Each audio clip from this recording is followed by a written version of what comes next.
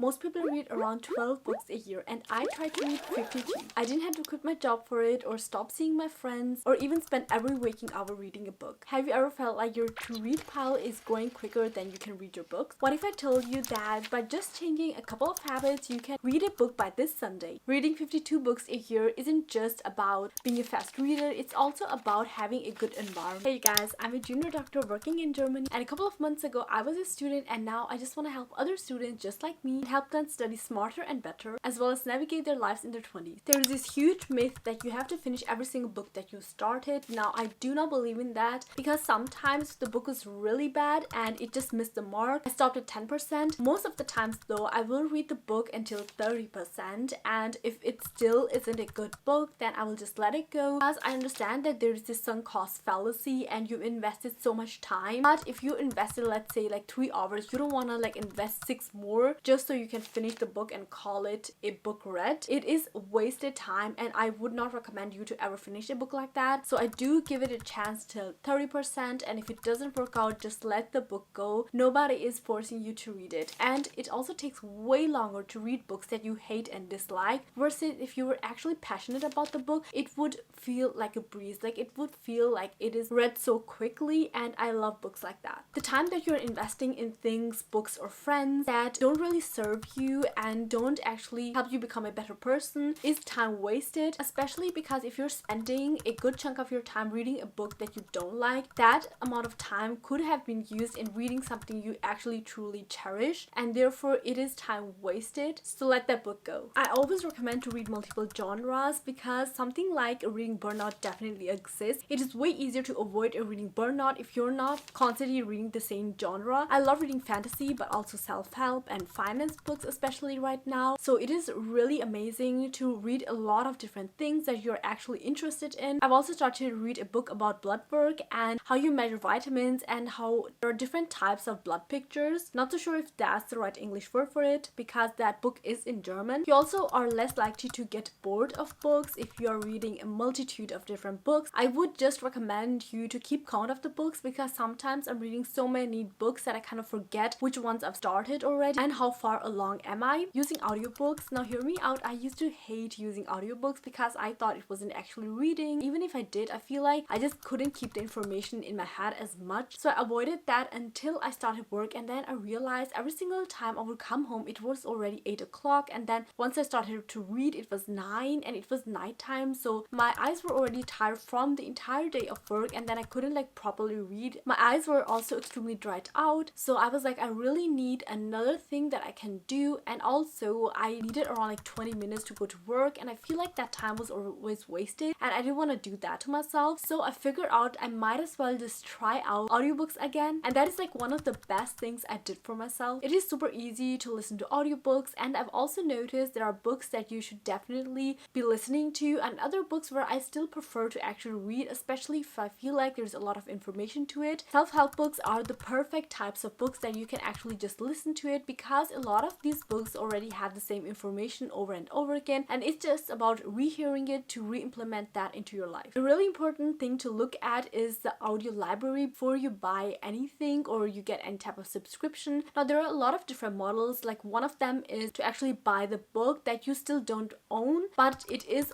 owned by you within the library or within the app. I personally don't like that. I don't really care about owning audiobooks. I always prefer subscription models where actually I just listen to the books and I don't own any of those books. Usually they're a bit cheaper, and they're also like 100 hours or like unlimited hours per month. Currently I'm using Audiotheca. While the library might not be as big as others, I really like how inexpensive it is, and it does have any new thing that I really want to listen to, so I will be continuing on with that one. A really important thing to do is to look at your energy levels, because if you don't have that much energy, you might also not be taking in a lot of information. So I always like to listen to my audiobooks, so I get around like 40 minutes of like listening to it, and I also up the speed, so it's usually like 1.5 or 2 depending on how quickly the author talks or or how much information there is that I really need to learn. If it's a new topic that I'm listening to that I don't know much about, then usually I will listen to it while I'm going to work. At nighttime, of course, my energy levels won't be as high. Sometimes I will even listen to a different book. Start your day out with good habits that you want to build and establish. It is way easier for you to actually build a habit in the morning versus at nighttime, especially if it's new and it takes a lot of like mental energy to upkeep. If I ever have the time, I like to read around 30 minutes in the morning because I'm already getting a chunk of the reading done before I go to work, and I also feel like my eyes are not dry. So it's the best time to read a book that contains a lot of new information and things that you've never learned before. It's super helpful to actually read in small increments instead of for long hours. It's not just way easier, but it also motivates you to keep on reading. I love to read even when I'm sitting at the doctor's office, or I'm going on a walk with my friends. I'll sit down on a bench, or even when I'm going out alone. I always love to take a book, mostly an ebook, with me because it can be taken anywhere, and I love to sit outside on benches to just read books and enjoy the good weather. I think it's a really amazing habit to always have a book with you, because even when you're waiting for something, you can always read your book, and it does help you to read a lot in a small amount of time. And it happens so often to us that we are actually sitting outside or waiting for something, and these 5 to 15 minutes actually do add up to reading up. Always keep track of the books that you are reading currently and the books that you have read this year or even last year. It is one of the best things you can do for your motivation and discipline, because you see how far you've come. You see that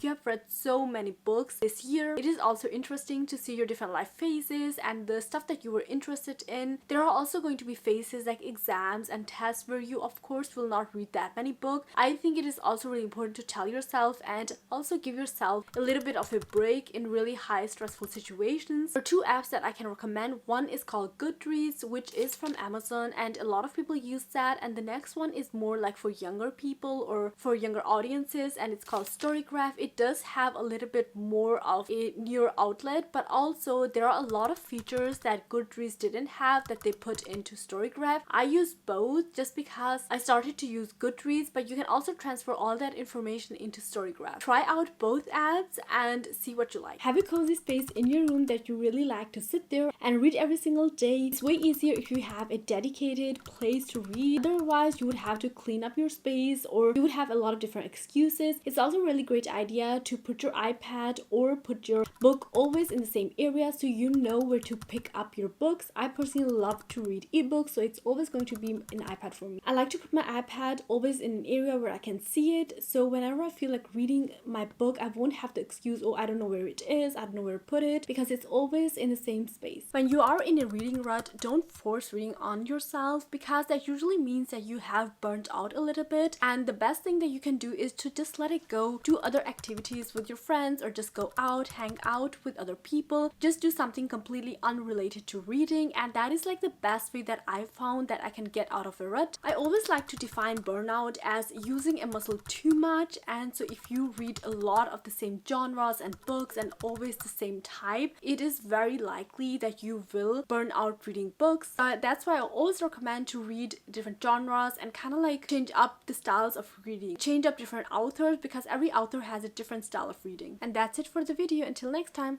bye.